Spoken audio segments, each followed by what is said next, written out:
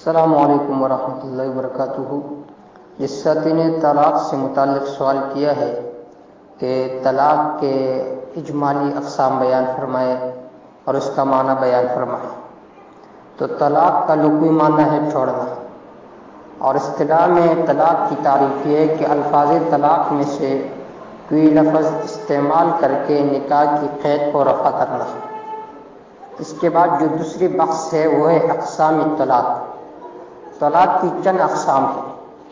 پہلا قسم ہے طلاق احسن۔ طلاق احسن وہ ہے کہ ایسے طہر میں طلاق دی جائے جو وطی سے خالی ہو، پھر مزید طلاق نہ دی جائے یہاں تک کہ عدت گزر جائے، یہ سب سے بہترین طلاق ہے۔ دوسری قسم ہے طلاق حسن۔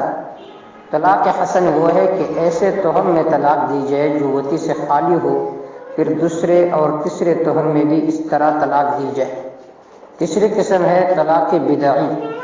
اس کی پھر دو قسمیں ہیں، بدعی عددی کہ ایک ہی طہر میں 3 طلاقیں دیتے۔ دوسری قسم ہے بدعی زمانی، وہ یہ ہے کہ حالت حیض میں طلاق دی جائے۔ چوتھی قسم ہے طلاق رجعی، ایک طلاق کو کہتے ہیں، اس کے بعد رجوع جائز ہوتا ہے چاہے بالقول ہو یا بالفعل۔ پانچویں قسم ہے طلاق بائن، 2 طلاقوں کو کہتے ہیں، اس کے بعد نکاح جدید کے بغیر رجوع نہیں ہو سکتا۔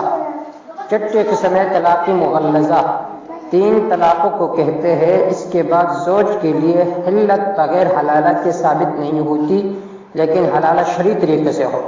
7ویں قسم ہے طلاق صریح، وہ ہے کہ صریح لفظ کے ساتھ طلاق دی جائے۔